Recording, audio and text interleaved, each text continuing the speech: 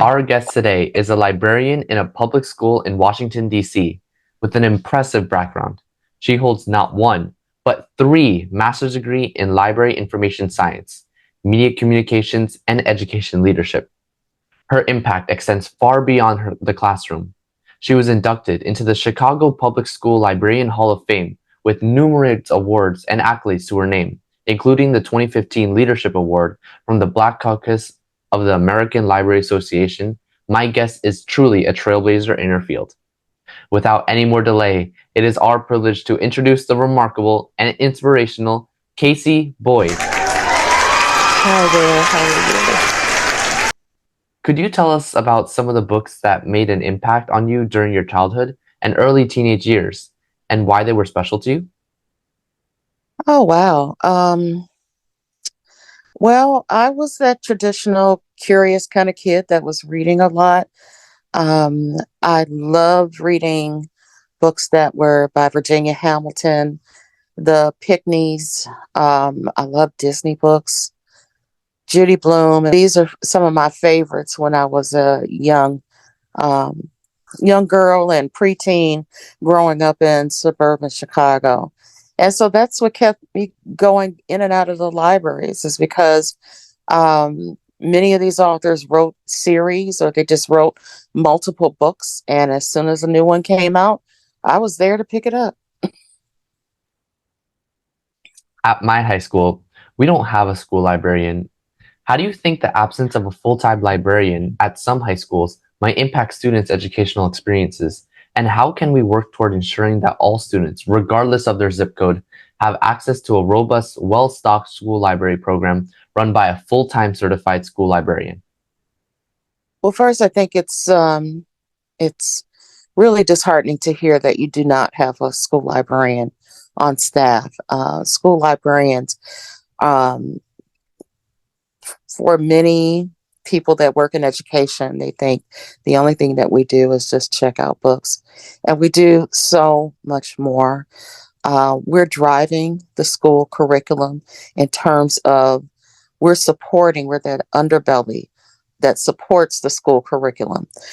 So, what do I mean by that?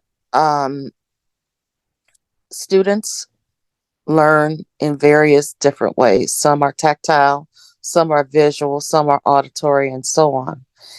And what school librarians do is that they take a topic and they bring it more to life to support the varied learners that are in your classroom. So if you're studying a unit on Great Britain, for example, and you want to get a real feel for Great Britain, maybe your librarian might take you on a virtual tour of um, of Albert Hall, for example, or maybe take you on a digital breakout um, dealing with Big Ben and all of the things that occurred with building Big Ben in Great Britain. So these are the things that librarians do, is that they conduct the research on a topic and they help and support what's being taught in class. How can we help bring school librarians into these positions that have been vacated? Well, it starts with funding and it starts with parents. Parents have got to get involved. They are taxpayers. They have a right to come to school board meetings, and they have a right to ask the questions of why. Why don't we have a school librarian? And many districts will say, oh, it's funding, it's budgets and everything. Well, let's take a look at your budget. Let's really see, let's take a deep dive and see what exactly are you as a school district spending money on? If the priority is ensuring that kids are reading and they're digitally prepared to, it's in the case of a high schooler, to for post-secondary work. How can all that be done if you don't have a school librarian that has supported that student with conducting various levels of research?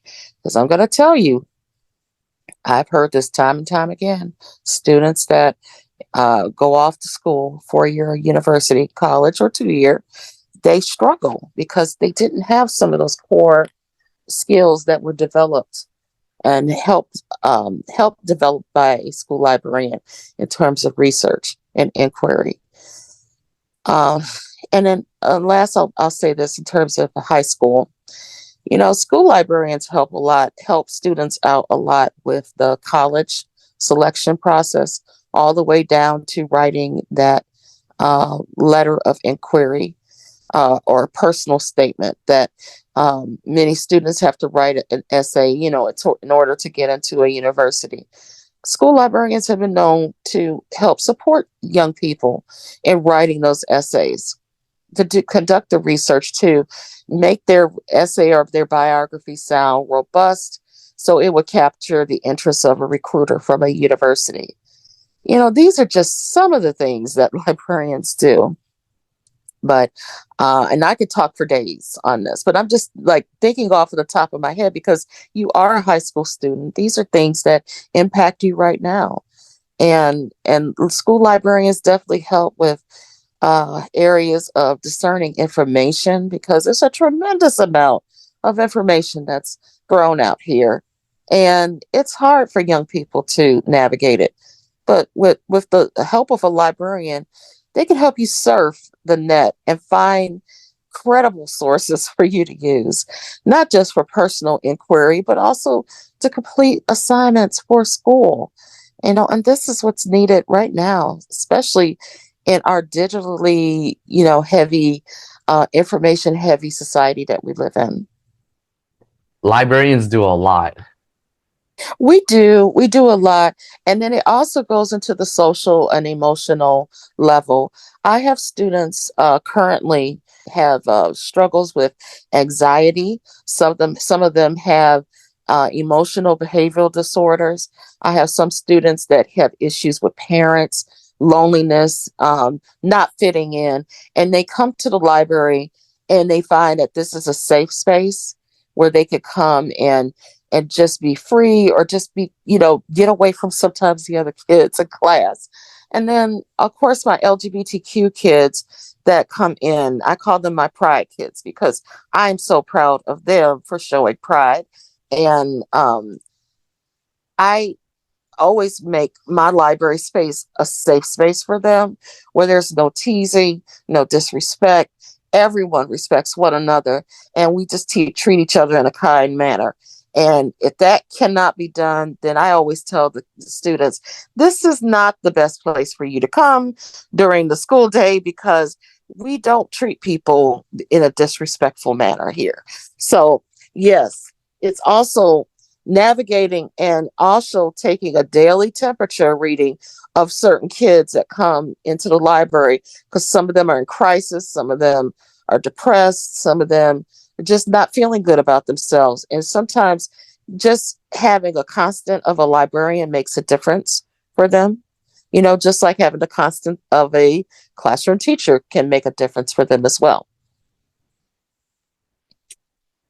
Your blog, The Boss Librarian, covers a wide range of topics relating to K through 12 students, technology in education, and book reviews. Can you highlight a recent topic or post that you believe is particularly important for educators and librarians today?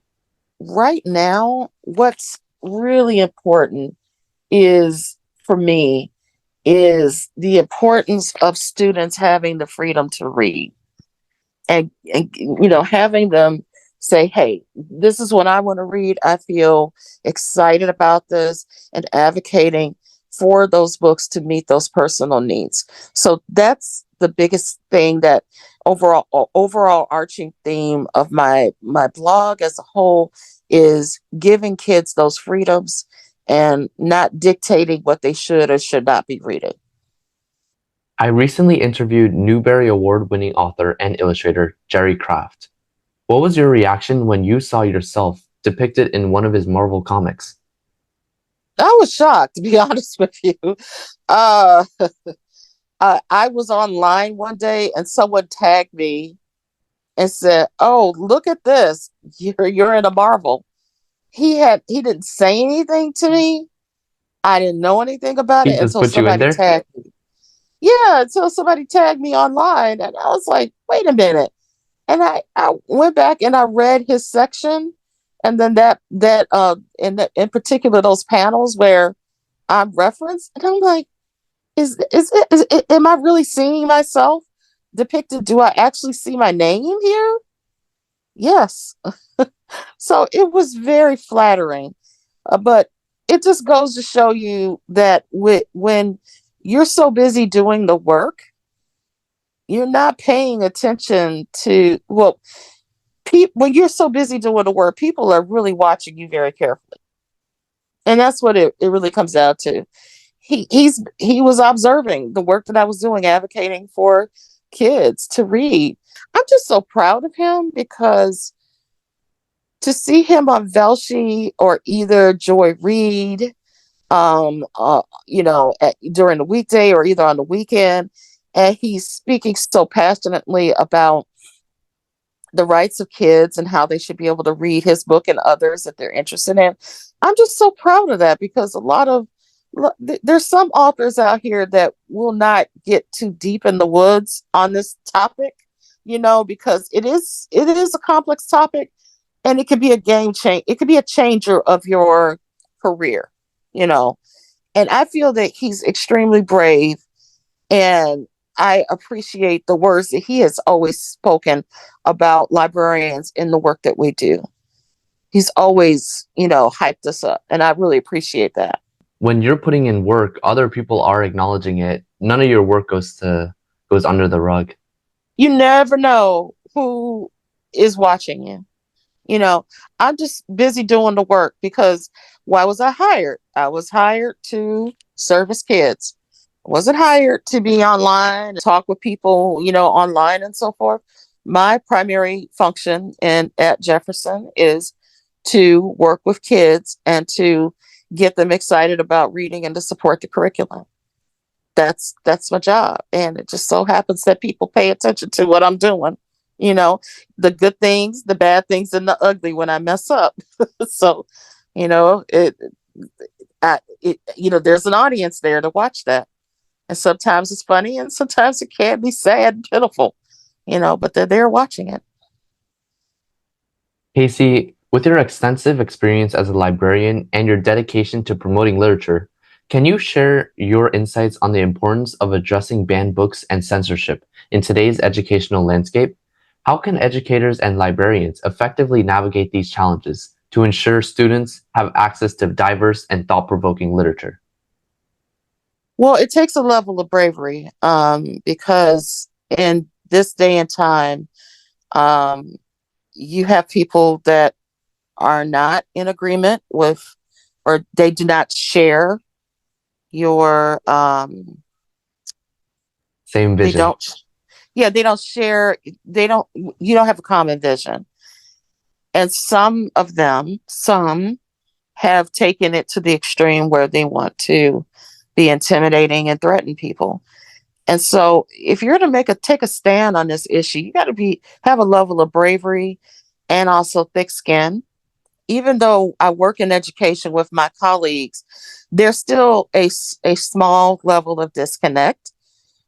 And it's my responsibility to re-educate the educator. And what I mean by that is sometimes you have colleagues that work with you in education, and they're still carrying the belief of what librarians do based off of their experience for when they were in high school and grade school. Libraries in schools have changed a lot since then.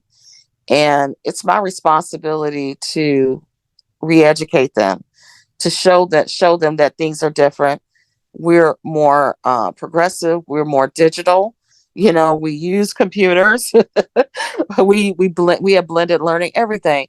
So I say all that to say that once that big hurdle is accomplished, then um, we can work together more fluidly. And I feel that we can tackle any problem when it comes to book banning and so forth, because at the end of the day, we service the same group of students. We see the hurt, we see the needs, we see the deficiencies that kids need, and we can work together to fulfill those needs for these kids so they can be more productive. So it's possible, and I'm an optimist, a forever optimist. It can work. It can work, but we have to do it together, and we have to be in sync with one another. That's the most important thing about this. We have got to be in sync. As a keynote speaker and conference presenter, you've inspired audiences at various levels. What message or advice do you most commonly impart on your listeners, and what do you hope they take away from your presentations? I leave people with some John Lewis quotes. And in particular, I talk about how important it is to be forever faithful and optimistic.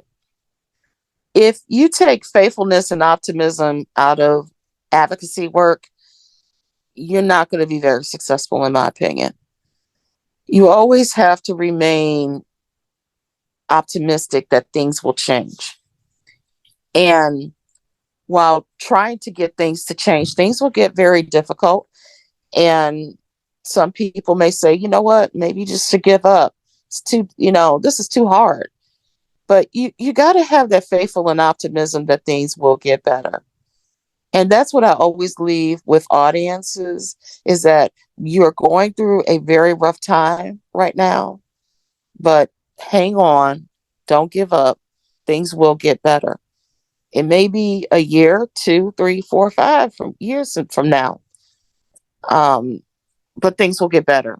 I was speaking to a group of librarians actually last night that are working in a state, I should say, where they're trying to close the library programs. And that's the last word I left with them, is that be, hopeful and optimistic about this, because things will change. But you got to be patient. You got to be very patient. As we conclude this insightful interview with Casey Boyd, we want to express our sincere gratitude for sharing your experience, expertise, and dedication to the world of libraries and education. Advocating for equal access to quality resources is truly inspiring. We encourage our readers to explore Casey Boyd's work further through her blog, The Boss Librarian, and to stay connected with her advocacy efforts. We look forward to witnessing the continued positive impact you will undoubtedly have on the world of education and libraries. Thank you, Casey Boyd. It was a pleasure talking to you. It was a pleasure.